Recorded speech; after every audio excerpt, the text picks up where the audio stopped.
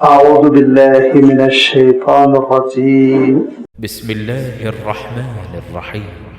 عبس وتولى أن جاءه الأعمى وما يدريك لعله يزكى أو يذكر فتنفعه الذكرى أما من استغنى فأنت له تصدى وما عليك ألا يزكى وأما من جاءك يسعى وهو يخشى فأنت عنه تلهى كلا إنها تذكرة فمن شاء ذكره في صحف مكرمة مرفوعة مطهرة بأيدي سفرة كرام بررة قتل الإنسان ما أكفره من أي شيء خلقه من نطفة خلقه فقدره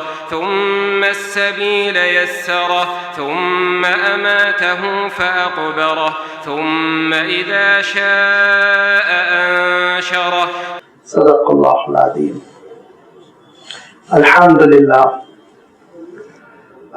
لله رب العالمين والصلاة والسلام على سيد المرسلين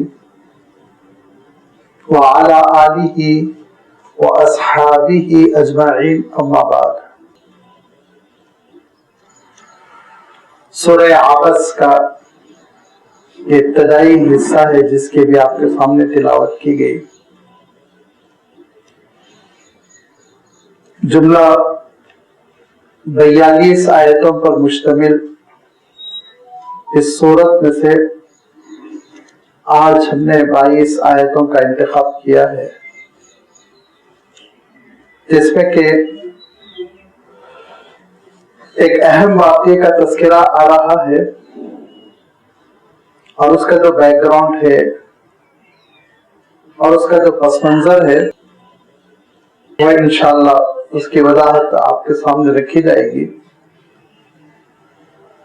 اور اسی واقعے سے یہ پتہ چلتا ہے جو اس کے شان نزول میں بیان کیا گیا کہ یہ وہ صورت ہے جو اللہ کے رسول صلی اللہ علیہ وسلم پر نبوت کے شروع کے زمانے میں نازل ہوئی. مکہ مکرمہ کے ابتدائی دور میں یہ صورت نازل ہوئی. مکی صورت ہے اور اس صورت میں بھی قیامت کا تذکرہ ہے، آخرت کا تذکرہ ہے. لیکن اس قیامت کے تذکرے سے پہلے آخرت کی اللہ تعالیٰ نے جو دہائی دی اس سے پہلے اللہ تعالیٰ نے ایک واقعے کا اشارہ فرمایا جو اللہ کے رسول صلی اللہ علیہ وسلم کے نبوت کے ابتدائی زمانے میں واقع ہوا تھا. اس واقعے کی وضاحت سے پہلے دو باتیں میں آپ کی خدمت میں رکھتا ہوں کہ آپ حضرات کو یاد ہوگا سورۃ النازعات میں اللہ تعالیٰ نے فرعون کا تذکرہ کیا، بلکہ اگر آپ چاہیں تو کہہ لیں فرعونیت کا تذکرہ کیا، کیونکہ میں نے عرض کیا تھا کہ ہر شخص کے اندر فرعون چھپا رہتا ہے.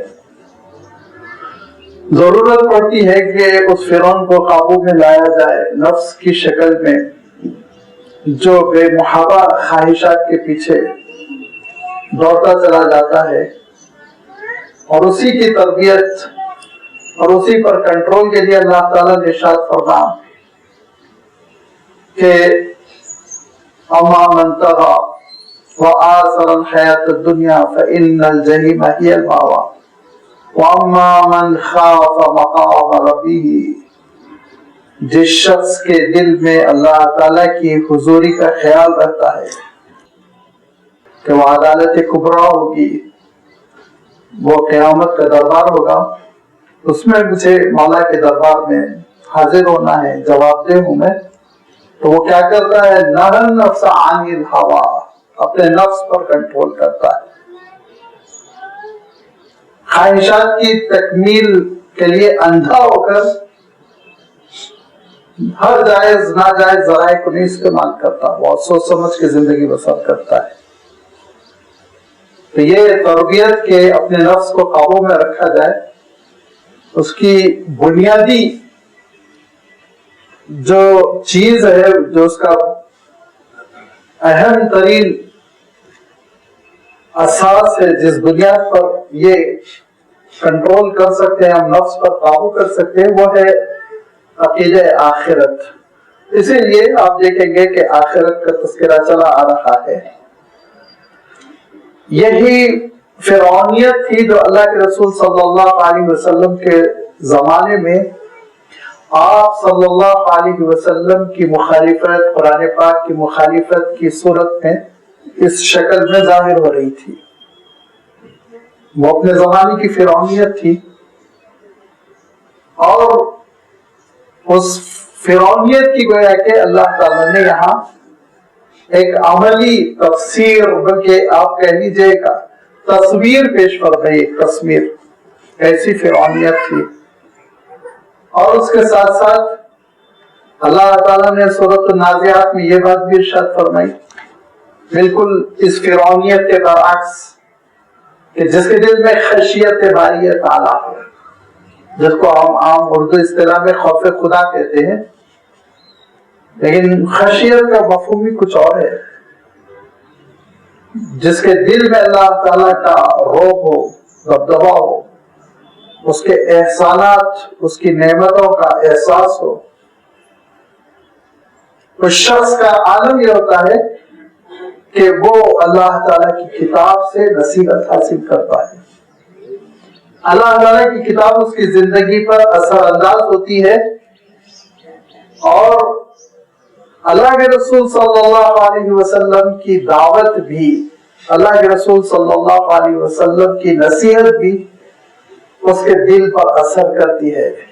سورۃ النازعات میں اللہ تعالیٰ نے یہی بات ارشاد فرمائی کہ انت منذر من یخشاہا، خشیت باری تعالیٰ جس کے دل میں ہے اے رسول، آپ اسی کو نصیحت کر پائیں گے. اسی کے لیے آپ منذر ہیں، انذار کرنے والے ہیں، نصیحت کرنے والے ہیں، آگاہ کرنے والے ہیں. یہ دونوں پہلو آپ دیکھیں گے بڑے عجیب و غریب انداز میں سورہ عبس میں آ رہے ہیں. فرعونیت بھی آ رہی ہے، اور اس کے ساتھ ساتھ نصیحت حاصل کرنے کا ملکہ، اللہ تعالیٰ کی کتاب اور اللہ کے رسول کے سامنے نرم پڑ جانے کی صلاحیت، اس کی بھی مثال آ رہی ہے. دونوں چیزیں آ رہی ہیں. اسی لیے اللہ تعالیٰ نے حکم دیا کہ سورۃ النازعات کے فوراً بعد متصل سورہ عبس رکھی جائے، اور الحمدللہ وہ رکھی گئی، اور ہم اسی طرح تلاوت کرتے ہیں. ان دونوں نقطوں کو ہم ذہن میں رکھیں کہ ایک فرعونی کردار اور ایک بندگی کا کردار، نصیحت حاصل کرنے والی شخصیت کا کردار، یہ دونوں ذہن میں رکھتے ہوئے آپ ابتدائی آیتوں کو دیکھیں، جن ابتدائی 10 آیتوں میں اللہ تعالیٰ نے ایک شخص کا تذکرہ فرمایا، اور اللہ کے رسول صلی اللہ علیہ وسلم کا رویہ کیسا رہا، اور اس پر رد عمل اللہ تعالیٰ کی جانب سے اس کا جواب کیسے نازل ہوا. ہوا یہ تھا کہ میں نے ابھی عرض کر دیا، ابتدائی دور کی آیتیں ہیں، مکہ مکرمہ کا تیسرا چوتھا سال ہے نبوت کے بعد کا، اور یہ وہ زمانہ ہے کہ ابھی نہ سرداران قریش اللہ کے رسول صلی اللہ علیہ وسلم کا بائیکاٹ کر رہے ہیں، اور نہ اللہ کے رسول صلی اللہ علیہ وسلم نے ان سے کر کے تعلق کیا. ابھی نہیں، ابھی نوبت نہیں آئی. ابھی دوسرا سال تیسرا سال ہے، فرمائش کا زمانہ ہے، سمجھایا جا رہا ہے، بلایا جا رہا ہے مجلسوں میں، مختلف اسالیب سے اللہ کے رسول صلی اللہ علیہ وسلم کو خطاب کر رہے. کبھی کھانے کی دعوت دی جاتی، سمجھایا جاتا، کبھی ان کی تقریب میں تشریف لے جاتے، سمجھاتے. لہذا ایسے ہی ایک موقع تھا جس کے سلسلے میں محدثین نے یہ لکھا ہے، روایت یہ پیش کی ہے کہ قریش کے بعض سردار، امام مالک رحمۃ اللہ علیہ نے موطا میں ایک دو نام پیش کیے، امام ترمذی رحمۃ اللہ علیہ نے اپنی کتاب میں اور دو تین نام پیش کیے۔ سرداران قریش میں عتبہ تھا، شیبہ تھا، ابو جہل تھا، ابی ابن خلف تھا۔ یہ نام روایتوں میں آتے ہیں کہ ان کو اللہ کے رسول صلی اللہ علیہ وسلم ایڈریس کر رہے تھے، سمجھا رہے تھے اسلام کیا ہے، وحدانیت کیا ہے، توحید کیا ہے۔ جو دین اسلام کا لب لباب ہے وہ اللہ کے رسول صلی اللہ علیہ وسلم پیش فرما رہے تھے۔ اور اس سے پہلے بھی میں عرض کر چکا ہوں کہ یہ سیرت کی حقیقت ہمارے ذہنوں میں ملحوظ رہنی چاہیے کہ اللہ کے رسول صلی اللہ علیہ وسلم کی دعوت کا خلاصہ قرآن پاک کی آیتیں ہوتی تھی۔ سیدھا سیدھا آیتیں آپ سنایا کرتے تھے، آخرت کی آیتیں، توحید کی آیتیں۔ اللہ کے رسول صلی اللہ علیہ وسلم لمبی چوڑی تقریر نہیں فرمایا کرتے تھے، لہذا آپ نے تلاوت آیات کے بعد ارشاد فرمایا کیا تم اس میں کوئی قباحت، کوئی کمی، کوئی ایسی چیز پا رہے ہو کہ تمہارے دل قبول نہ کرے؟ ایک شخص کہنے لگا کہ نہیں، کوئی بات ایسی نہیں ہے جو ہمارے خلاف جا رہی ہے، بس یہ ان کے دلوں میں یہ تھا کہ یہ بنی ہاشم میں نبوت اور رسالت کیسے چلی گئی۔ اسی مجلس میں جبکہ اللہ کے رسول صلی اللہ علیہ وسلم ان سرداروں سے مخاطب تھے اور اللہ کے رسول صلی اللہ علیہ وسلم کی عین خواہش تھی کہ یہ جو قریش کے اہم سردار ہیں، آپ چاہے تو موجودہ اصطلاح میں کہہ لیں وی آئی پیز، یہ لوگ اگر اسلام قبول کر لیں تو اسلام کی خوب خدمت ہوگی۔ اور یہ ایسی خواہش ہے جو لازمی بات ہے، بہت قابل تعریف ہے، قابل تقلید ہے، ہونا چاہیے یہی جذبہ۔ لہذا مقصد بالکل اعلیٰ ہے، اللہ کے دین کی خدمت، اور اس مقصد کے لیے ان لوگوں کو جمع کیا گیا ہے۔ اسی اثنا ایک صحابی آتے ہیں جو اللہ کے رسول صلی اللہ علیہ وسلم کی دعوت پر لبیک کہنا چاہ رہے ہیں، ایمان قبول کر لینا چاہتے ہیں، اسلام کے لیے وقف ہو جانا چاہتے ہیں۔ ان کے دل میں قرآن مجید کی آیتیں گھر کر گئی ہیں اور وہ بچپن ہی میں نابینا ہو چکے تھے، اور ان کا نام ہے عبداللہ ابن ام مکتوم رضی اللہ تعالیٰ عنہ،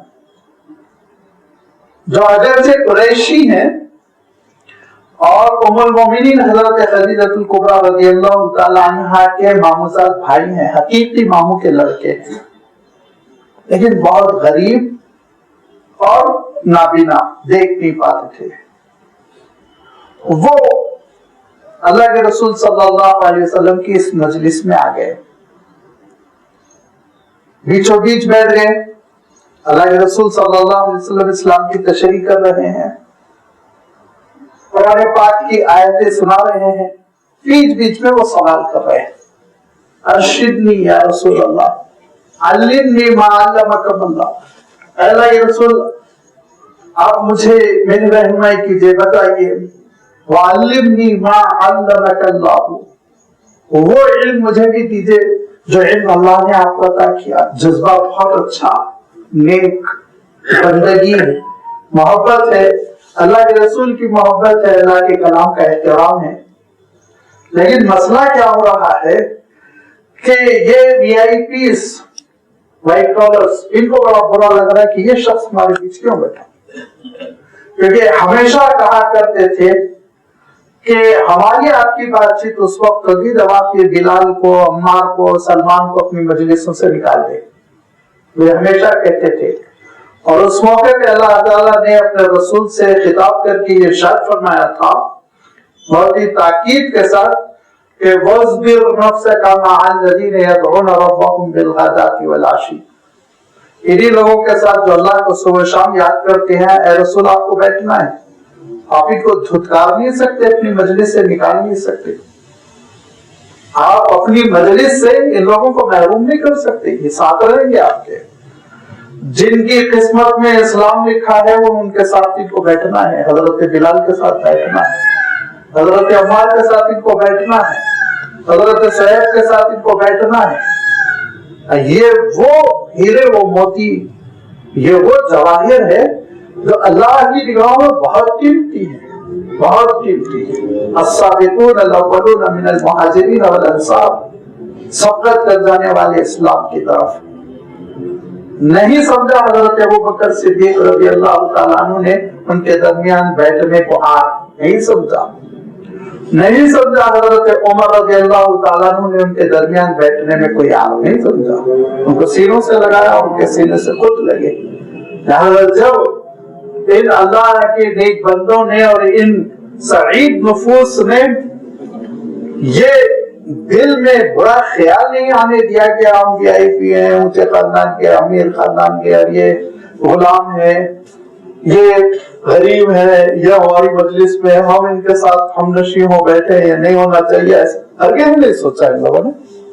ان لوگوں نے لپک کر اسلام قبول کیا، حق کو دیکھا، سچائی کو دیکھا. اب یہ عتبہ ہے، شیبہ ہے، ابو جہل ہے، ابی بن خلف ہے، وہ کہتے ہیں کہ ان لوگوں کو اپنے غلاموں کو ہٹائیے تو آپ کے پاس آئیں گے.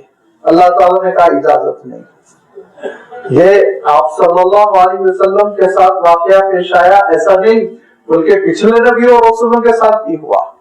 یہی بات حضرت نوح علیہ السلام نے قوم کے سرداروں نے کہا تھا کہ یہ جو بڑائی ہے، یہ جو چمارے، لوگوں کو ہٹائیے، تو جا کے ہم آپ کے پاس بیٹھیں گے، آپ کی نشست میں آئیں گے.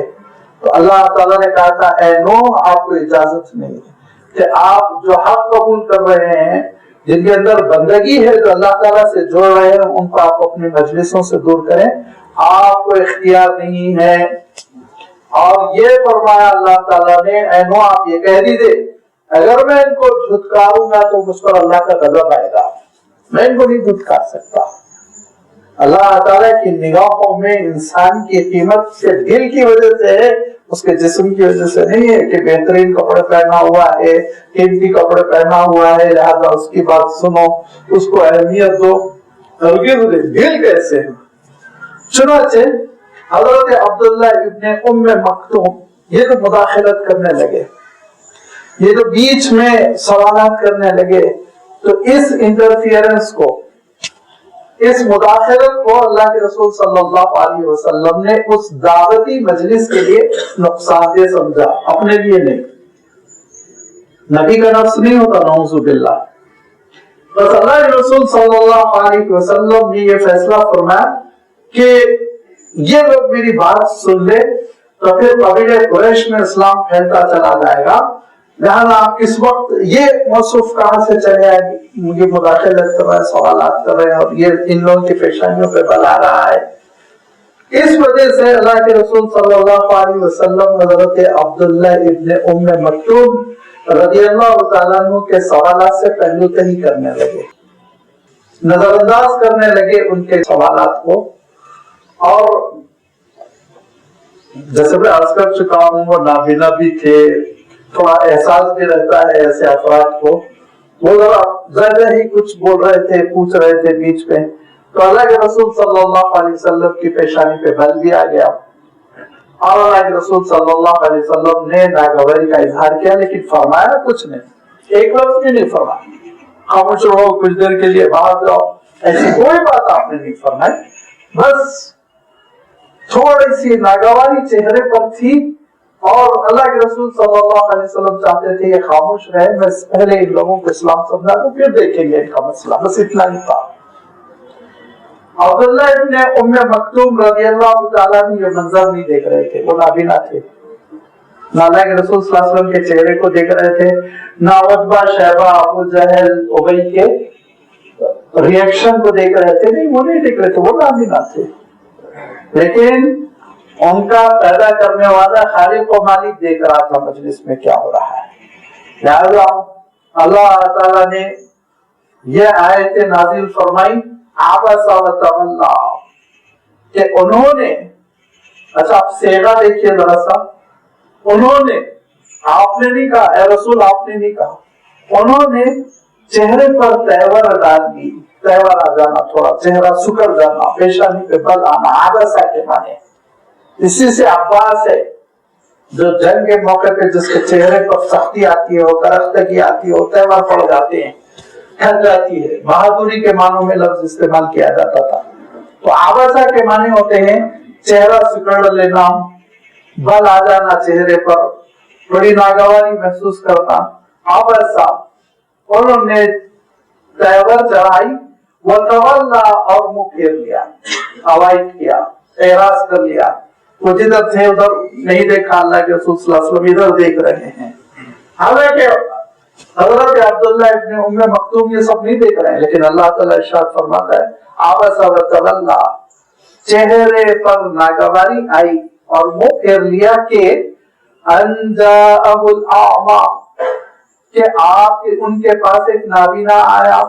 جاءہ الاعمی، اس بات پر کہ ان کے پاس ایک نابینا آیا، اور اس نابینا کے آنے کی وجہ سے، اس مجلس میں مداخلت کرنے کی وجہ سے، گفتگو توڑنے کی وجہ سے، قطع کلامی کی وجہ سے انہیں ناگواری گزری، چہرے پر بل آیا، منہ پھیر لیا. یہ نہیں ہونا چاہیے تھا. کیوں؟ وما يدريك لعله يزكى. اب خطاب ہے اللہ کے رسول صلی اللہ علیہ وسلم سے. پہلے اللہ تعالیٰ نے اس لیے خطاب نہیں کیا تاکہ بات عمومی رہے اور یہ سمجھ میں آئے کہ یہ داعی کے صفات میں سے ہے کہ داعی اس کے اندر تحمل ہونا چاہیے. داعی مزاج کے آدمی کو ہر ایک کی بات سننا چاہیے. بلکہ اور آگے چل کے ایک جو ٹیچر ہوتا ہے، ایک معلم ہوتا ہے، پڑھانے والا جو ہوتا ہے، اس کے اندر بھی یہ صفت ہونی چاہیے. اپنے طلبہ کے درمیان، استفادہ کرنے والوں کے درمیان فرق نہیں کرنا چاہیے. کامیاب استاد وہ ہوتا ہے جو کمزور طالب علم کو ساتھ لے کر چلتا ہے. اور وہ اساتذہ عام طور پر ناکام ہو جاتے ہیں جو فوراً کیچ کرنے والا، جو ذہین ہے اس کے ساتھ چلتے ہیں، کمزوروں کو چھوڑ دیتے ہیں، وہ ناکام رہتے ہیں اپنی زندگی میں. کامیاب وہی اساتذہ رہتے ہیں اور کامیاب وہی داعی رہتے ہیں جو کمزور کے ساتھ چلتے ہیں، اس کو سمجھانے کا چیلنج قبول کرتے ہیں. ایک روایت ہے جس کا مفہوم یہ ہے، آپ صلی اللہ علیہ وسلم ارشاد فرماتے تھے جب قافلہ چل رہا ہو سب سے سست رفتار والی کی رعایت کرنا چاہیے امیر کو. یعنی تیز تیز جو سواریاں جا رہی ہیں ان کے ساتھ امیر بن کے آپ نکل گئے اور وہ بیچارے راستے میں رہ گئے، اٹک گئے. نہیں، آپ صلی اللہ علیہ وسلم فرماتے تھے رعایت کرو ان کی جو سلو چل رہے ہیں، آہستہ چل رہے ہیں. لہذا اللہ تعالیٰ نے عمومی طور پر تذکرہ فرمایا کہ یہ کیفیت نہیں ہونی چاہیے. نہ چہرے پر بل آئے، نہ ناگواری ہو، نہ منہ پھیر لیا جائے. اس وقت جبکہ ایک طالب حقیقی جس کے اندر سچی طلب ہے، نرم ہے، سچی طلب کے ساتھ تمہارے پاس آ رہا ہے، اس کو جھڑک دو گے، اس کو دور کر دو گے تو بہت بڑا نقصان ہوگا. اور ارشاد فرمایا وما یدریک لعلہ یزکا، کہ آپ کو کیا اطلاع ہے رسول، شاید وہ تزکیہ نفس کے لیے آیا ہوا ہو، وہ اپنے نفس کو سدھارنا چاہتا ہو. دیکھیے یہ بار بار آ رہا ہے اور اس کی اہمیت کو ہم سمجھ لیں. تزکیہ نفس اس سے پہلے بھی میں عرض کر چکا ہوں اور یہ آیت آج بھی آ رہی ہے اور یہ مفہوم بار بار آئے گا اور صورتوں میں آئے گا اور قرآن پاک میں بہت ہے، بکثرت ہے. نفس کا تزکیہ کرنا، اپنے دل کو پاک کرنا، اپنے دل کو صاف کرنا. تزکیہ نفس کے معنی ہوتے ہیں کہ دل میں سے غرور نکلے. تزکیہ نفس کے معنی ہوتے ہیں دل میں سے ریاکاری کا جذبہ نکل جائے. تزکیہ نفس کے معنی ہوتے ہیں کہ دل میں سے غفلت نکل جائے. تزکیہ نفس کے معنی ہوتے ہیں کہ دل میں سے حب دنیا نکل جائے. ضرورت دنیا تو ہے لیکن حب دنیا دل میں نہیں پلنا چاہیے، ورنہ پھر وہ دل کو سوا دیتی ہے.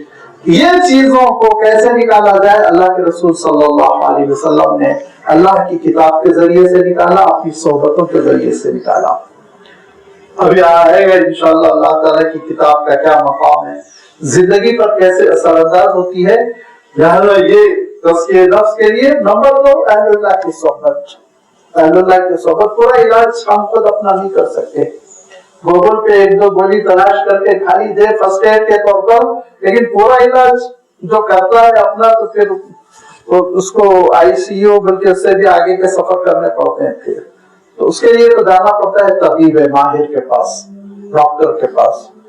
اور آج کل تو عالم یہ ہے کہ ڈاکٹر حیدرآباد اتنا بڑا شہر, اتنے بڑے بڑے فزیشینس, یہاں اطمینان نہیں ہوتا تو پھر لوگ جاتے ہیں بنگلور, پھر جاتے ہیں مدراس, ماہر سے ماہر ڈاکٹر تلاش کرتے ہیں.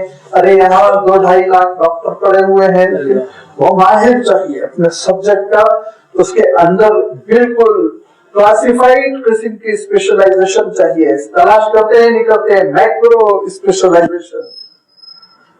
میں نے ایک مرتبہ عرض کیا تھا, علوم اسلامیہ پہ گفتگو ہو رہی تھی, ڈاکٹرز تھے, میسکو تھے, تو گفتگو ہو رہی تھی نجی مجلس میں کہ علوم اسلامیہ میں تخصیص, تفسیر کا سبجیکٹ الگ ہے, حدیث الگ ہے, فقہ الگ ہے, ہر ایک کے ماہرین ہوتے ہیں, پھر اصول حدیث الگ, متن حدیث الگ, اصول تفسیر الگ, تفسیر الگ, فقہ الگ, اصول فقہ الگ, مفتی الگ, فقیہ الگ. بڑی علوم اسلامیہ میں بھی تفصیل ہے. جیسے ڈاکٹر صاحب آپ کے سبجیکٹ میں ہے, میں نے کہا جیسے ڈاکٹر صاحب آپ کے سبجیکٹ میں ہے سائنس میں, کہ آپ کے پاس یورولوجسٹ دل کا علاج نہیں کرتا, کارڈیولوجسٹ گردے کا علاج نہیں کرتا, ڈائٹسٹ حالات کا علاج نہیں کرتا. تو ایک ڈاکٹر نے روکا, اب وہ مرحوم ہو گئے بیچارے, انہوں نے کہا رکیے راشد صاحب رکیے, آپ ڈینٹسٹ کی بات کر رہے ہیں, اب تو ہمارے پاس اتنا اسپیشلائزیشن ہے, جو سامنے کے دانتوں کا ماہر ہوتا ہے وہ داڑھ کا علاج نہیں کرتا. انہوں نے کہا اب تو اتنا کلاسیفائڈ ہو گیا ہے علم کہ جو صاحب سامنے کے دانتوں کے ماہر ہیں وہ پیچھے داڑھ جو ہوتے ہیں اس کا علاج نہیں کرتے, جو داڑھ کے ماہر ہیں وہ سامنے کے دانتوں کا علاج نہیں کرتے. تو ہم تلاش میں رہتے ہیں اسپیشلائزیشن, ہم تلاش میں رہتے ہیں ماہر سے ماہر, لیکن دل پر ہاتھ رکھ کر ہم سوچے کبھی ہم نے علوم اسلامیہ کے ایسے ماہر کی تلاش کی؟ ہم تو کہتے ہیں ہمارے گھر آئے, نل کا پانی ہے وہ گھر پر آ کے پڑا کر چلا جائے, دے دیں گے 200 روپے 250 روپے پیٹرول خرچ. جانا پڑے گا طلب صادق, جانا پڑے گا کنویں کو تلاش کرنا پڑے گا, میٹھا پانی کہاں ہے, اور پھر اس کے بعد سے استفادہ کرنا پڑے گا, ان کی شرطوں کو قبول کرنا پڑے گا. اس حقیقت کو سمجھنا ہو تو آپ سورۃ الکہف کی تلاوت کیجئے. اسی لیے تو جمعہ کے دن سورۃ الکہف پڑھنے کی بڑی فضیلت ہے کہ حضرت موسیٰ علیہ السلام و تسلیم اپنے وقت کے رسول ہیں, اور جو رسول ہوتا ہے اس وقت اس سے افضل کوئی ہو ہی نہیں سکتا. کیسے ہو سکتا؟ آپ سوچئے, جو اپنے وقت کا رسول ہے اس سے افضل کوئی نہیں ہو سکتا نا. لیکن حضرت موسیٰ علیہ السلام و تسلیم حضرت خضر کی تلاش کرتے ہیں. اب وہ بھی کیسے؟ ایڈریس نہیں دیا گیا ان کو تو فلاں پتے پہ وہ مل جائیں گے. ہاں مچھلی رکھو ٹفن میں, مچھلی جہاں غائب ہوگی وہیں کہیں تلاش کر لینا. ایسی اللہ تعالیٰ نے شرط لگائی, اور پھر حضرت موسیٰ علیہ السلام کو تلاش کرتے ہیں, مچھلی غائب ہوتی ہے, پھر وہ مل جاتے ہیں حضرت خضر. تو حضرت خضر نے بھی شرطیں لگائی, میرے ساتھ رہنا ہے تو شرط نمبر 1 سوال نہیں کرنا, میں خود حکمت بیان کروں گا, تو خاموش رہنا, دیکھتے رہنا.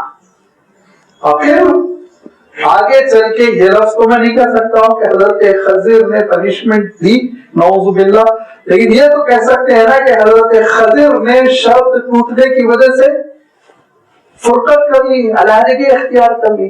آدھا پھیرا کو نہیں ہو گئے, نہیں یہاں سے اب موسیٰ 3 مرتبہ سوال کر کے اب آپ ہمارے ساتھ نہیں دیں گے, آپ اپنی اس پہ ڈگر پر چلیے, آپ اپنی راہ لیجیے, میں اپنی راہ دیتا ہوں. تو یہ انسان طلب علم میں اللہ تعالیٰ کے دین کی طلب میں سفر کرے, تلاش کرے, شرطیں قبول کرے, محنت کرے, تب جا کے تزکیہ نفس ہوتا ہے. یہ ہے اہل اللہ کا عمل. لہذا ارشاد فرمایا آپ کے پاس وہ شخص آیا, کیوں آئے؟ چندہ لینا تھا ان کو, مدد مانگ رہے تھے, کپڑے مانگ رہے تھے, گھر مانگ رہے تھے؟ نہیں. وما یدری کا, آپ کو کوئی اطلاع نہیں ہے کہ وہ کیوں آئے تھے. لعلہ یزکا, وہ آئے تھے صرف اور صرف اس لیے کہ تزکیہ نفس ہو جائے, دل پاک ہو جائے, آپ کی صحبت میں بیٹھیں, اور جو دور جاہلیت کے ابھی आलूदगी आए दिल से वो निकल जाए, दिल साफ सुथरा हो जाए, चमकता हुआ हो जाए। ये तज़किये नफ्स के लिए आपकी खिदमत में आए हुए हैं। और ये यज़्करू फतनफ़अहुद ज़िक्रा, या फिर ये कि अल्लाह ताला की किताब तज़कीर करे, नसीहत का सामान पेश करे, अल्लाह की किताब नसीहत करे और उस नसीहत से उनको फायदा होता है, जिंदगी वो तब्दील कर लें, सच्चाई को कबूल कर लें, तो उनका जज्बा तो बड़ा प्यारा है। लिहाजा उस प्यारे जज्बे के साथ जब आपके दरबार में आए हुए हैं तो जरा चेहरे पे नागवारी आ जाना, मुंह फेर लेना ये मुनासिब नहीं था। और मां मनीष करना, और जो साहब बेनियाज हैं, जिनको दीन की जरूरत ही नहीं है, जो ये समझ रहे हैं कि दीन की जरूरत से मैं बालातर हूं, मैं इस जरूरत से बड़ा हूं, मुझे ये जरूरत नहीं है, जिसके अंदर बेनियाजी है। याद रखिए, जब कभी दिल में बेनियाजी पैदा हो जाती है कि मैं जरूरतमंद नहीं हूं, मोहताज नहीं हूं दीन का, तो फिर उसके बाद उस दिल में इस्लामियत दाखिल नहीं हो सकती, अल्लाह का दीन दाखिल नहीं होता। दिल में इस्लाम दाखिल होने के लिए सबसे पहली शर्त है तालिब बनना, तलब। यही तलब है ना, इहदिना सिरातल मुस्तकीम, दुआ करते रहो अल्लाह सिरातल मुस्तकीम पर चला। तलब, रोता रहे बंदा, गिड़गिड़ाता रहे, मांगता रहे, अल्लाह का वली बन गया है, लेकिन कहा तलब न खत्म हो और नमाज में कहना इहदिना सिरातल मुस्तकीम, हर नमाज में कहना, नफल हो तो उसमें भी कहना, फर्ज हो तो उसमें भी कहना, सिर्री हो तब भी, जाहिरी हो तब भी, पता ही चला कि तलब हमेशा जिंदा रहनी चाहिए। जिस दिन इंसान के दिल में तलब खत्म हो जाती है, बेनियाजी आ जाती है कि मैं तो सब कुछ हो गया, अल्लाह मैं वक्त, वहां से जवाल शुरू होता है, वहां से जवाल शुरू होता है। और कभी कभी अल्लाह ताला महफूज रखे, लेकिन ऐसा देखने में आया कि कभी कभी इंसान इस कदर फिर बिगड़ता है, खातिमा दिल खैर नहीं हो पाता, खातिमा दिल खैर नहीं हो पाता। बहुत सोच समझकर तजुर्बात की रोशनी में मैं कह रहा हूं कि अजीब व गरीब इंसान के अंदर तब्दीली आ जाती है, बेनियाजी पैदा हो जाती है, गुरूर पैदा हो जाता है, दीन से बेजारी पैदा हो जाती है, दीन से दूरी पैदा हो जाती है। लिहाजा हमेशा बंदगी तलब, अल्लाह तेरी हिदायत का जरूरतमंद हो, मौला तेरी हिदायत का जरूरतमंद हो। अल्लाह के रसूल फरमाते थे ना कि रहमान की गोया उंगलियों के दरमियान इब्ने आदम का दिल है, जैसा चाहे कर दे, कुफर पे कर दे, निफाक पे कर दे। लिहाजा अपने दिलों के बारे में दुआ करो कि परवरदिगार मेरे दिल को तेरी इताअत पर कायम रख। ये दुआ की ताकीद की अल्लाह के रसूल सल्लल्लाहु अलैहि वसल्लम ने। या मुसर्रिफल कुलूब सर्रिफ क़ल्बी अला दीनिक, या मुक़ल्लिबल कुलूब सब्बित क़ल्बी अला ताअतिक, साबित कदमी, खातिमा बिल खैर कर। लिहाजा फरमाया जिसके अंदर बेनियाजी है, जो समझ रहा है कि मुझे दीन की जरूरत नहीं, दीन की मालूमात की जरूरत नहीं, नॉलेज की जरूरत नहीं, मैं तो आला लिखा हूँ, समझा पूजा हूँ, ये चीजें हैं ऐसे ही अवाम में मस्जिद में हो जानी चाहिए। जिसके अंदर ये तसव्वुर है तो फरमा फिर ना उसको रसूल की सोहबत का फायदा, ना अल्लाह की किताब का फायदा। ऐसे शख्स के सिलसिले में फ़अंता लहू तसद्दा, आप उसकी जानिब मुतवज्जे फरमा रहे हैं, आप उसकी तलाश में हैं। तसद्दा के माने होते हैं जतन करना, जिद्दोजहद करना, कोशिश करना। आप उसके लिए कोशिश कर रहे हैं, आप उसके लिए जतन कर रहे हैं। अबू जहल के दिल में, उतबा के दिल में, शैबा के दिल में, उबय इब्न खलफ के दिल में तो कुफ्र भरा हुआ है, इनकार भरा हुआ है, गुरूर भरा हुआ है। वो तो ये समझ रहा है कि छोटे लोगों के साथ मुझे नहीं बैठना चाहिए, वो तो ये समझ रहा है कि बनी हाशिम की नबूवत को मैं क्यों तस्लीम कर लूं। ऐसे मगरूर दिल में कहां से हिदायत दाखिल होगी।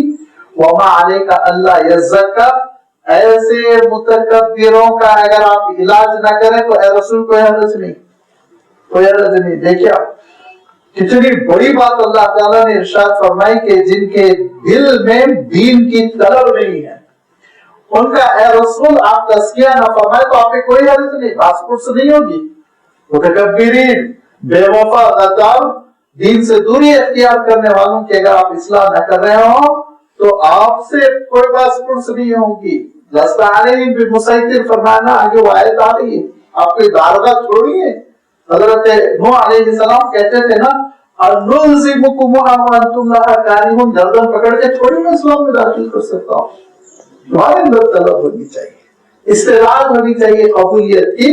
لہذا یہ قبولیت کی استعداد پیدا کرنا کامیابی کی پہلی سیڑھی ہے. کامیابی کی پہلی سیڑھی ہے. ارشاد فرمایا وما علیک الا یزکا، نہیں ہے آپ پر کوئی حرج کہ آپ اس کا تزکیہ کرے نہ کرے، وہ پاک ہو گناہوں سے، شرک سے اور نافرمانیوں سے یا نہ ہو، اس کی ذمہ داری، وہ تباہ و برباد ہوگا.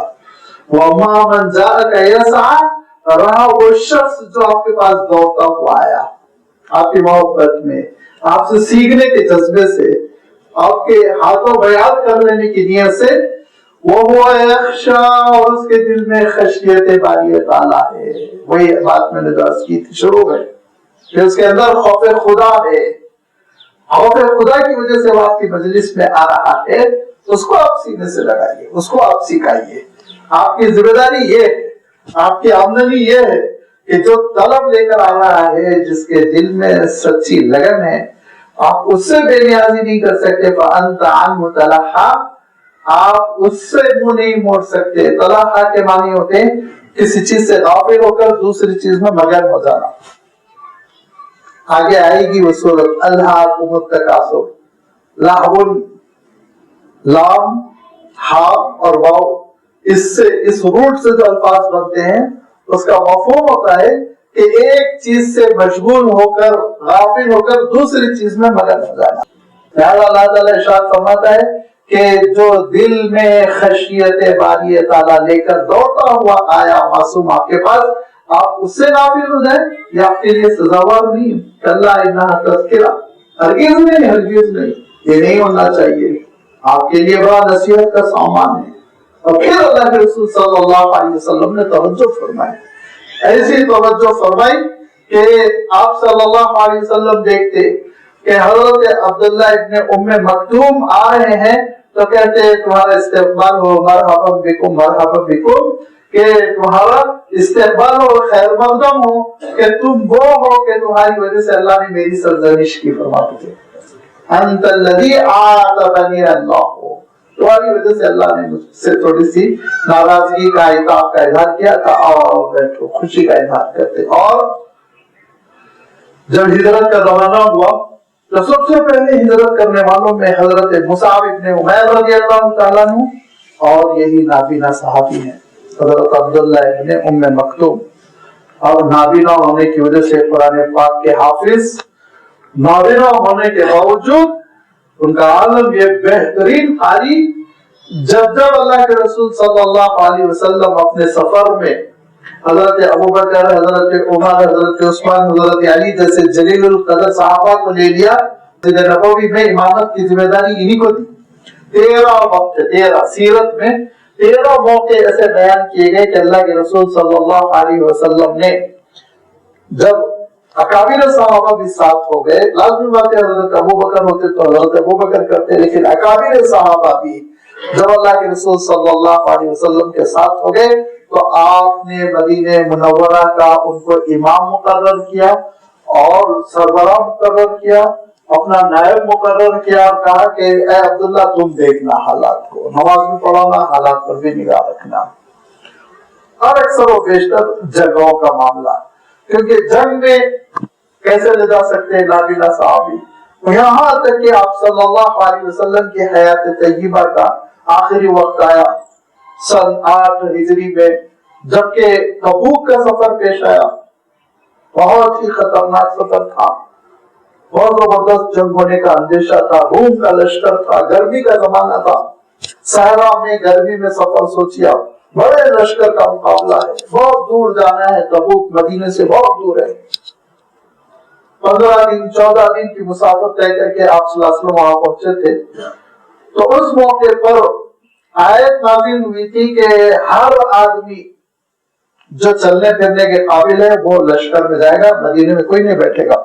اور جو 3 لوگ مدینے میں رک گئے تھے ان کے بارے میں آپ جانتے ہیں نا، سورہ توبہ میں تفصیل کے ساتھ بات آئی ہے. وَعَلَى الثَّلَاثَةِ الَّذِينَ خُلِّفُوا، لہذا نفیر عام تھی، سب کو چلنا ہے. تو حضرت عبداللہ ابن ام مکتوم نے یہ آیت سنی, اللہ کے رسول صلی اللہ علیہ وسلم نے یہ آیت تلاوت فرمائی, لا يستوي القاعدون من المؤمنین والمجاہدون. اتنی ہی آیت نازل ہوئی تھی تو انہوں نے کہا کہ گھر بیٹھے رہنے والوں کو تو اللہ تعالیٰ کہتا ہے کہ بہت زیادہ درجہ نہیں ملنا, میں بھی چلوں گا چاہے میں نابینا ہوں, نکلنا تو مجھے بھی چاہیے.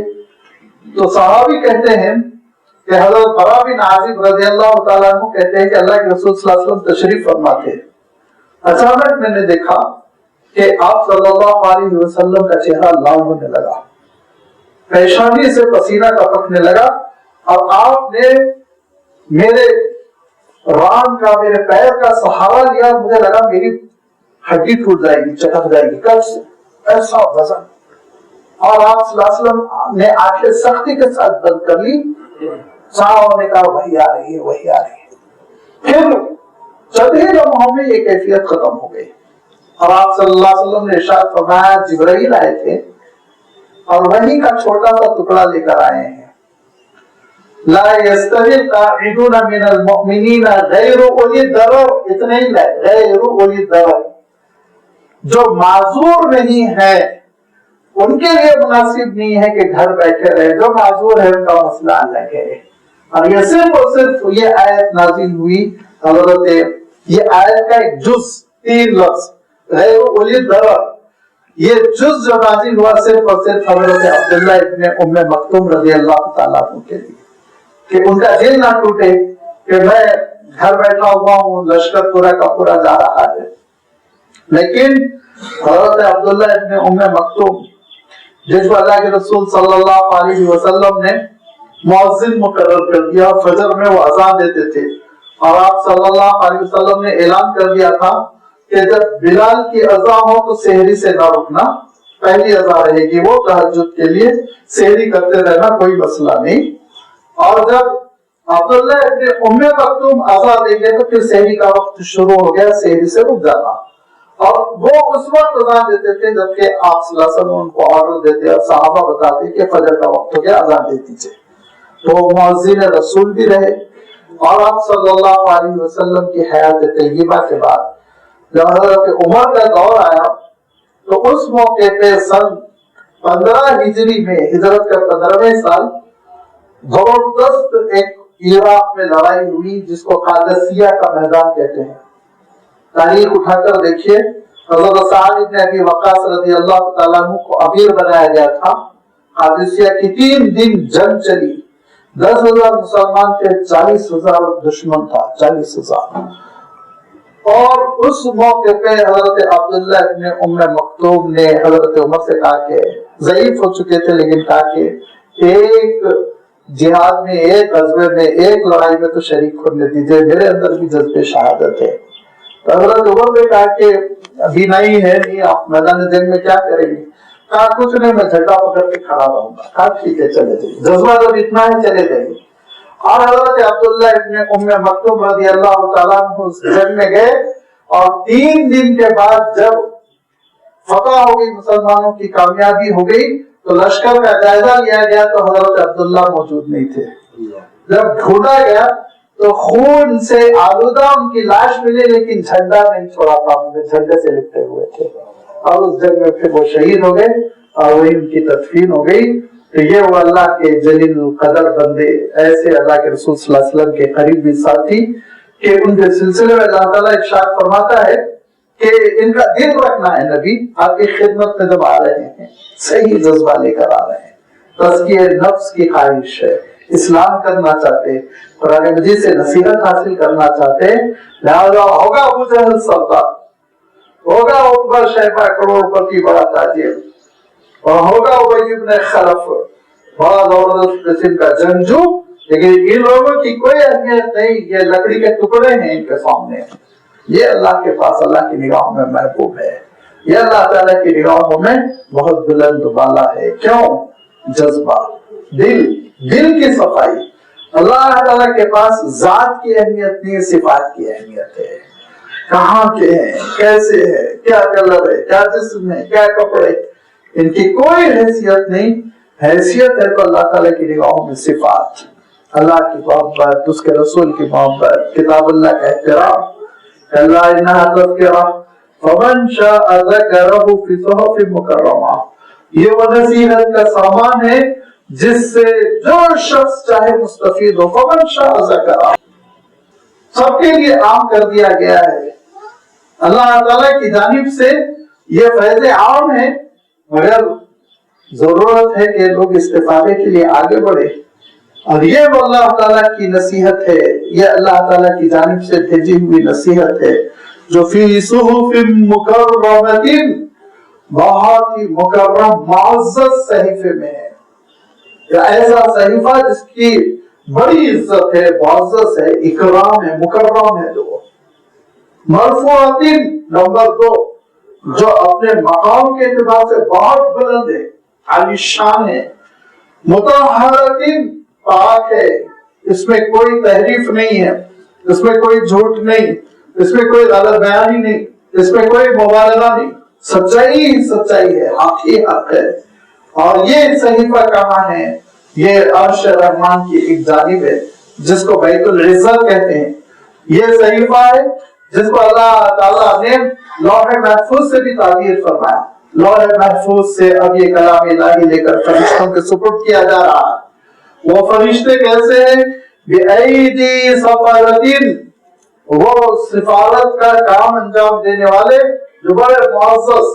اور بعض حضرات نے ترجمہ کیا جو اس کو ریکارڈ کر لینے والے، کیونکہ صفر لکھ لینے کو بھی بولتے تھے. اسی سے اسفار کا لفظ بھی آیا ہے قرآن مجید میں، یا ملو اسفارا، کہ لکھی ہوئی اوراق کا ڈھیر. لہذا بعض حضرات نے کاتبین وحی کہا، بعض حضرات نے وہ سفرا، سفیر آپ جانتے ہیں جو اللہ کی جانب سے آتے تھے اللہ کے سفیر بن کر اور کلام الہی پہنچایا کرتے تھے، اور جن کے سردار حضرت جبرائیل امین. یہاں اللہ تعالیٰ نے سارے فرشتوں کے اس گروپ کا تذکرہ فرمایا. آگے کی صورت میں آپ دیکھیں گے، صورت تکویر میں اللہ تعالیٰ نے حضرت جبرائیل کا خاص طور پر تذکرہ کر دیا کہ یہ ایسے فرشتے ہیں کرام بررۃ. ایک تو یہ کہ بڑے معزز ہے اللہ تعالیٰ کے پاس، فرشتوں میں بھی معزز ہے. یوں ہی فرشتوں کا مقام بہت بلند ہے، وہ معصوم ہوتے، ذرا سوچیے. اور ان فرشتوں میں بھی معزز ہونا، اعلیٰ مقام کا حامل ہونا، اس سے ہم اندازہ کر سکتے ہیں کہ کتنے وہ اہم ہیں. بررۃ بڑے وفادار ہے. وفاداری کا لفظ اللہ تعالیٰ نے اس لیے استعمال کیا کہ اگر آپ نے کوئی لشکر بھیجا، خود آپ کو بھیجا، اور وہ آگے کے حالات سے گھبرا کر اپنا رویہ تبدیل کرے تو وہ وفادار نہیں کہلاتے، وہ وفادار نہیں کہلاتے. لیکن فرشتوں کا عالم یہ کہ وہ اللہ کے حکم کی تعمیل میں خطرناک سے خطرناک حالات میں آگے بڑھتے چلے جاتے ہیں اور اللہ کے رسولوں تک پہنچ کر کلام پہنچاتے ہیں. خاص طور پر یہ وہ کلام الہی جو اللہ کے رسول صلی اللہ علیہ وسلم تک پہنچایا جا رہا تھا. تو یہ ایک اعزاز کے ساتھ ایک بلند و بالا کلام کو، عظیم الشان کلام کو، محترم شان اہم کلام کو فرشتوں کا جلوس لے کر آتا. اور وہ فرشتے جو خود معزز ہیں، جو خود سلیکٹڈ ہیں، اور جو بڑے اللہ کے وفادار، نیک تینت، اور ان کی کیا تعریف کی جائے، جو تعریف کی جائے کم. تو ذرا سوچو کیا عظیم الشان کلام ہے. اس کلام سے جو منہ پھیر رہا ہے اس کو منہ لگانے کی کوئی ضرورت نہیں. اس کلام سے جو پہلو دہی کر رہا ہے، غفلت برت رہا ہے، اس کی کوئی اہمیت نہیں اللہ تعالیٰ کی نگاہ میں. لہٰذا اللہ تعالیٰ کے کلام سے غفلت نہیں ہونی چاہیے، کبھی غفلت نہیں ہونی چاہیے اللہ تعالیٰ کے کلام سے. اللہ تعالیٰ کے کلام سے محبت ہونی چاہیے، اس کی عظمت دلوں میں ہونی چاہیے، اس کی محبت دلوں میں ہونی چاہیے. اور اس کی عظمت اور اس کی محبت کے لیے خود اللہ تعالیٰ نے تدبیر بتا دی. طریقہ کار کیا ہونا چاہیے؟ نمبر 1 اس کی تلاوت. اور اگر کسی کو تلاوت نہیں آتی تو اس کو سیکھنا چاہیے.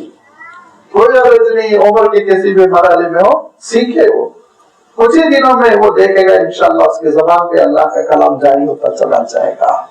لہذا پہلی چیز تو یہ کہ اس کی تلاوت کا اہتمام، روزانہ کچھ نہ کچھ قرآن پاک پڑھنے کا اہتمام ہونا چاہیے. صحابہ کا عالم یہ تھا، ہر ہفتے میں ایک بار کلام پاک ختم کر لیا کرتے تھے. عمومی طور پر بعض تو 3 دن میں کرتے، لیکن زیادہ تر صحابہ ان کا عالم یہ تھا کہ ہفتے میں ایک بار قرآن پاک ختم کر لیتے. جب صحابہ اور تابعین کا دور ختم ہو گیا اور اس کے بعد سے ذرا مسلمانوں میں سستی آئی, ایک ہفتے میں قرآن مجید ختم کرنا ذرا مشکل ہو گیا, تب پھر علماء نے سہولت کے لیے 30 پارے بنائے. 30 پارے اللہ کے رسول صلی اللہ علیہ وسلم کے زمانے میں نہیں تھے. کوئی صحابی 30 پاروں کو نہیں جانتا تھا, کوئی تابعی 30 پاروں کو نہیں جانتا تھا. یہ تو تیسری چوتھی صدی ہجری میں 30 پاروں میں ڈیوائڈ کیا گیا کہ بھائی مہینے میں ایک بار تو ختم کرو, مہینے میں ایک بار تو کم سے کم مسلمان ختم کر لے.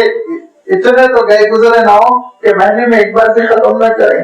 اس کے لیے 30 پارٹس میں پارے یہ بات آ گیا. ابھی بہت سے عرب ملکوں سے قرآن مجید چھپتے ہیں, اس میں پاروں کی نشاندہی نہیں ہوتی. یہ زیادہ تر ہندوستان, پاکستان اور آزادی ملکوں میں زیادہ تر اس کا رواج ہے. اچھا رواج ہے, ٹھیک, اس کی رعایت کر لیں.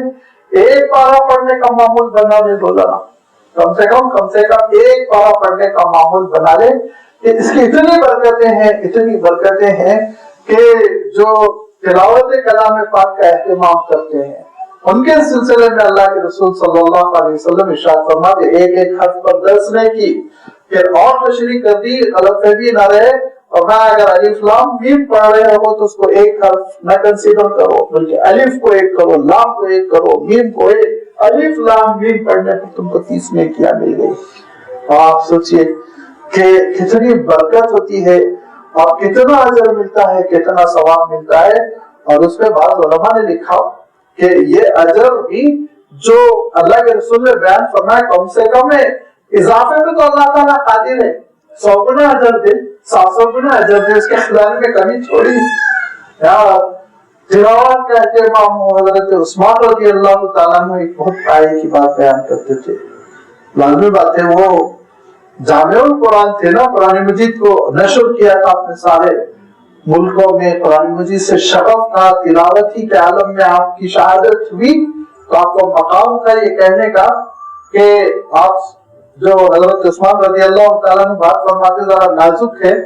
وہ یہ فرمایا کہ تلاوت کا مزہ اس کو آتا ہے جس کے دل میں بگاڑ نہیں ہوتا, جس کا دل صاف ستھرا ہوتا ہے. فرمایا اس کو تلاوت کا اتنا مزہ آتا ہے, حضرت عثمان فرماتے اتنا مزہ آتا ہے کہ وہ رک نہیں سکتا, پڑھتا ہی چلا جائے گا, ایک ذوق پیدا ہو جاتا ہے, ایک شوق پیدا ہو جاتا ہے کہ اس وقت دل صاف ستھرے ہیں.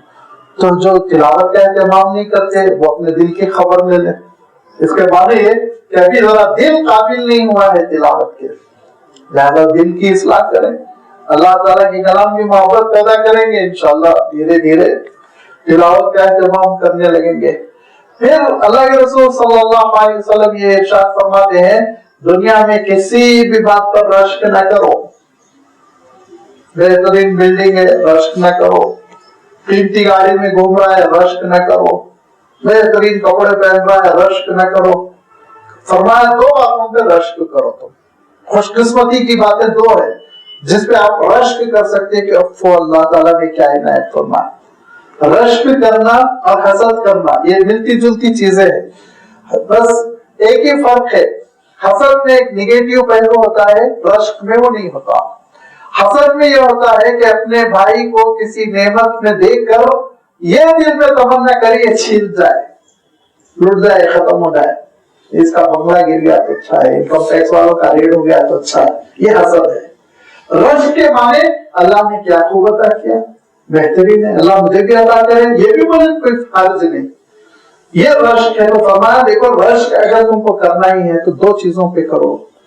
ایک فرمایا کہ اللہ تعالیٰ نے جس شخص کو کچھ قرآن پاک عطا کر دیا اور پڑھنے کی صلاحیت, تلاوت کی صلاحیت, قرات کی صلاحیت, وَيَقْرَأُ بِهَا آنَاءَ اللَّيْلِ وَآنَاءَ النَّهَارِ, صبح شام دن رات جب بھی موقع ملتا ہے وہ تلاوت کرتا ہے تو رشک کرو. بہت بڑی نعمت ملی ہوئی ہے اس کو, اتنی بڑی نعمت ملی ہوئی ہے کہ میدان حشر میں اللہ تعالیٰ اس سے کہے گا کہ دنیا میں بہت قرآن پڑھتے تھے, بہت اچھا پڑھتے تھے, وَرَتِّلْ كَمَا كُنْتَ تُرَتِّلْ, ابھی ویسے ہی تلاوت کرو. جیسے ہی وہ تلاوت کرے گا, ایک آیت پڑھتے ہی 1 منزل, 2 آیت پڑھتے ہی 2 منزل, 3 آیت پڑھتے ہی 3 منزل. اور جو پورے قرآن مجید کی تلاوت کر لے گا حافظ ہونے کی وجہ سے تو اس کو 6332 منزلیں 6666 جو کہتے ہیں نا آیتوں کی تعداد وہ غلط ہے، آپ خود گن لیجئے۔ بعض لوگوں نے 36 کہا، بسم اللہ کو ہر صورت میں کاؤنٹ نہ کرتے ہوئے صرف 2 مقام پہ کاؤنٹ کیا، اور بعض نے ہر صورت کے آگے کاؤنٹ کیا، تو انہوں نے 6300 چلر کچھ بتایا ہے اور وہ صحیح ہے۔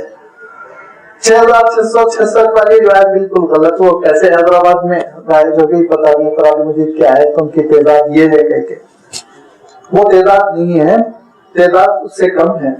تو میں عرض کر رہا تھا کہ پڑھتے پڑھتے ایک صاحب کا عالم یہ ہو جائے گا کہ 100 منزل پر ہیں، پھر اس کے بعد دوسرے صاحب 200 منزل پہ، تیسرے صاحب 1000 منزل پہ، اور ایک صاحب کو برج خلیفہ اس کے سامنے کچھ نہیں رہ جائیں گے، وہ 6332ویں منزل سے ماشاءاللہ مجمع کو دیکھ رہے ہوں گے، اتنا زبردست ان کا فلائٹ ہوگا، سوچ لیجیے یہ مقام ملے گا۔ لہذا فرمایا رشک اگر کرنا ہے تو تلاوت قرآن پر کرو۔ اور دوسری بات آپ صلی اللہ علیہ وسلم ارشاد فرماتے ہیں کہ رجل آتاہ اللہ المال، اللہ تعالیٰ نے مالدار بنایا اور وہ اللہ کے دین کے لیے غریبوں پہ خرچ کرتا، اللہ کی خوشنودی کے لیے خرچ کرتا، بینک بیلنس بنا کے نہیں مرتا وہ، کہ کبھی کبھی تو بچوں کو بھی خبر نہیں ہوتی کہاں کہاں اکاؤنٹ ہے، نہیں، خرچ کرتا ہے اللہ کے دین کے لیے۔ فَصَلَّتَهُ عَلَى حَلَقَتِهِ، اللہ نے اس کو توفیق بھی دی کہ وہ اللہ کے راہ خدا میں خرچ کرے، اس پہ رشک کو قابل رشک ہے، اس کا مقام پھر قیامت کے دن میدان حشر میں بہت بلند ہوگا۔ اس کو اللہ تعالیٰ جو چھوٹے چھوٹے خرچے پر احد کے پہاڑ کی طرح اجر دیتا رہے گا، تب لوگ رشک کریں گے کہ کیا کام یہ کر کے آئے۔ یہ 2 چیزیں فرمایا قابل رشک، باقی ساری چیزیں زائل ہو جانے والی ہے، ختم ہو جانے والی ہے۔ لہذا نمبر 1 قرآن مجید سے محبت اور تعلق کے معنی، اس کے تلاوت، اس کا حفظ کی مقدار بڑھاتے رہنا چاہیے، اضافہ ہوتا رہے۔ ایک آیت آخری درجے کی بات ہے، مہینے میں 1 آیت بھی کوئی حفظ کر رہا ہے تو لازمی بات ہے اگر اس کو زندگی میں 1000 مہینے مل گئے تو 1000 آیتیں تو یاد ہوگی، اور اس کو نمازوں میں پڑھتے رہیے، نفل نمازوں میں پڑھتے رہیے، حفظ انشاءاللہ باقی رہے گا۔ پہلی چیز تو یہ ہے، اور دوسری چیز یہ ہے کہ اللہ تعالیٰ ارشاد فرماتا ہے کتاب انزلناہ مبارک لیدبروا آیاتہ ولیتذکر اولو الالباب، اس کی برکتیں اس وقت کھل کر آتی ہے جب تم تدبر کرتے ہو، سمجھنے کی کوشش کرتے ہو، اس کا فہم حاصل کرنے کی کوشش کرتے ہو۔ میں نے عرض کیا تھا کہ اور عالم یہ کہ چھوٹے سے علاج کے لیے کبھی کبھی ایک پھنسی نکل جاتی ہے تو پریشان ہو کر ہم مختلف شہروں کا سفر کرتے ہیں، اسپیشلسٹ ڈاکٹر دیکھ لے ایک بار، اور ہم اللہ تعالیٰ کی کتاب سیکھنے کے لیے، اللہ تعالیٰ کی کتاب کی معرفت حاصل کرنے کے لیے، اس کا مفہوم سمجھنے کے لیے، اور اس کی مسجد نہیں جانا چاہتے، دوسرے محلے کی مسجد نہیں جانا چاہتے، اپنی مسجد میں فجر بعد درس ہوتا ہے تو نہیں بیٹھنا چاہتے، اللہ تعالیٰ کے کلام کو اہمیت دی جائے، اس کے سمجھنے کی کوشش کی جائے، اس کا مراد، اس کی کیا مراد ہے وہ جاننے کی کوشش کی جائے، فہم قرآن کے حاصل کرنے کی کوشش کی جائے، اور پھر اس کے نتیجے میں عمل آئے گا اللہ تعالیٰ کی کتاب پر۔ اللہ نے جن چیزوں کو حلال کیا ہے وہ بندہ اختیار کرے گا، جن چیزوں سے روک دیا ہے، حرام کر دی گئی، ان سے اجتناب کرے گا۔ یہ جب عمل کا جذبہ ہوگا تو پھر وہ حامل کتاب بھی ہوگا، عامل کتاب بھی ہوگا، اور پھر اس کے بعد اللہ تعالیٰ کا یہ قول، یا آپ یوں کہہ لیجئے کہ اللہ تعالیٰ کے سلسلے میں ایسے قرآن پاک سے تعلق رکھنے والے بندوں کے لیے اللہ کے رسول نے جو بات ارشاد فرمائی وہ یہ کہ ان للہ اہلین، فرمایا کہ کچھ اللہ کے درباری ہوتے ہیں، کچھ اللہ کے اہل ہوتے ہیں، قریبی لوگ، ان للہ اہلین۔ صحابہ نے پوچھا منو یا رسول اللہ، اے اللہ کے رسول یہ کون ہے اللہ کے اہل، اللہ کے قریبی بندے؟ فرمایا کہ ان للہ اہلین ہم اہل القرآن، ہم خاصتہ، اللہ کے خواص قریب رہنے والے یہ وہ ہیں جو اہل قرآن ہوتے ہیں، قرآن پر عمل کرنے والے۔ وہ اہل قرآن اردو والا مت سمجھیے آپ، منکرین حدیث کو آج کل اہل قرآن کہنے لگے، بہت اصطلاح ہے ہمارے پاس، بہت غلط ہے، وہ بیچارے کبیر داس ہوتے تھے نا، رنگ والی کو نارنگی کہتے ہیں، اور جو چل رہی ہے اس کو گاڑی کہتے ہیں، گڑی ہوئی. تو یہ اصطلاحیں ہمارے پاس اتنی غلط ہو گئی، اس کو تبدیل کرنے کی ضرورت ہے. منکر حدیث ہے، واہل قرآن تھوڑی ہے. ہر منکر حدیث یاد رکھیے بیسیکلی وہ منکر قرآن ہوتا ہے. جب اللہ کے رسول صلی اللہ علیہ وسلم نہیں تو قرآن کیسے؟ اللہ کے رسول نے کہا نا یہ اللہ کا کلام ہے. یہ پہلی سیڑھی ہے انکار اسلام کی، یاد رکھیے. اس کے دل میں انکار قرآن بھی ہے لیکن ہمت نہیں ہے، منافق ہے، ڈرتا ہے کہ رشتے نہیں ہوں گے، میرے بچوں کی شادیاں نہیں ہوں گی، لوگ میرا بائیکاٹ کر لیں گے، لہٰذا حدیث تک کے انکار کرتا ہے، قرآن پہ آنے کی کوشش نہیں کرتا. منافق ٹائپ ہے وہ. لہٰذا یہ کہ اللہ تعالیٰ کے وہ خواص میں سے ہوں گے جو اہل قرآن یعنی عامل قرآن، حامل قرآن، قاری قرآن، قرآن پاک سے محبت کرنے والے اللہ تعالیٰ کے بڑے قریبی بندے ہوں گے. لہذا اس بات کا اہتمام ہو کہ تلاوت کلام پاک ہو، اس بات کا اہتمام ہو فہم قرآن کی کوششیں ہوں، اس بات کا اہتمام ہو کہ قرآن پاک پر عمل کرے. ہم یہ فمن شاء ذکر، جو چاہے وہ نصیحت کر سامان حاصل کرے، عمل کرے. یہ وہ صحیفہ ہے جو معزز ہے، بلند ہے، پاک ہے، اور ان فرشتوں کے ذریعے سے بھیجا جا رہا ہے جو بڑے عزت والے ہیں، وفادار ہے. یہ سب کے باوجود اگر کوئی انسان ابو جہل بن رہا ہے، عتبہ شیبہ بن رہا ہے، انکار کر رہا ہے، قتل الانسان ما اکفرہ، کتنا بڑا کافر ہے، مارا جائے، مارا جائے. قتل الانسان، لعنت ہو اس پر اللہ کی، قتل ہو جائے، مر جائے، ختم ہو جائے. اللہ تعالیٰ بدوا دے رہا. اس کو سوچیا قتل الانسان ما اکفرہ، کتنا بڑا ناشکرہ اور کافر ہے کہ وہ اللہ کے اس کلام کا انکار کر رہا ہے. حالانکہ خود کی کیا پوزیشن ہے، خود کی کیا حیثیت ہے. من ای شیء خلقہ، اس چیز سے پیدا کیا گیا ہے. من نطفۃ، ایک نطفے سے پیدا کیا گیا ہے. خلقہ فقدرہ، پیدا بھی کیا گیا ہے، مقدر بھی کر دیا گیا ہے کہ 80 سال رہنا ہے، 90 سال رہنا، اس سے زیادہ نہ رہنا. اور آج کل تو اگر کراس کر گئے آپ اس وبا کے زمانے میں تو بہت بڑی بات ہے، ورنہ 40-45 میں چھٹی ہو رہی ہے. اللہ تعالیٰ حفاظت فرمائے. ثم السبیل یسر، پھر اس کے لیے راستے کو آسان کر دیا گیا. دونوں راستے دے دیے گئے، دونوں راستے دے دیے گئے. اللہ تعالیٰ ارشاد فرماتا ہے آگے انشاءاللہ سورۃ اللیل میں وضاحت بھی آئے گی کہ اگر کوئی گندگی اور کفر نافرمانی کے راستے پہ چل رہا ہے تو چھوڑ دیا جاتا ہے اس کو، اور اگر کوئی ہدایت اور تقوی کے راستے پہ چل رہا ہے، اسلام کے راستے پہ چل رہا ہے، اللہ تعالیٰ آسان فرماتا ہے. شروع میں لگتا ہے بہت مشکل ہے لیکن اللہ تعالیٰ ایسا آسان کر دیتا ہے کہ پھر وہ منزل تک پہنچ جاتا ہے. پھر یہ زندگی ختم ہو جاتی ہے. ثم اماتہ، پھر اللہ تعالیٰ اس کو موت سے دوچار کرتا ہے. فاقبرہ، اور اس کو قبر میں رکھ دیا جاتا ہے. اب امانت ہے جو ایک قبر میں رکھ دی گئی، جو ایک گودام ہے جیسے کہ اس میں رکھ دیا گیا. ثم اذا شاء انشرہ، جب اللہ کا حکم ہوتا ہے پھر قبر سے برآمد کر دیا جاتا ہے. پھر میدان حشر برپا ہوتا ہے، پھر نفسی نفسی کا عالم ہوتا ہے، پھر حساب کتاب کا معاملہ ہوتا ہے. اس کا تذکرہ اللہ تعالیٰ نے آگے کی آیتوں میں فرمایا. انشاءاللہ آئندہ اتوار اس کی وضاحت آپ کی خدمت میں رکھی جائے گی. وآخر دعوانا ان الحمد للہ رب العالمین.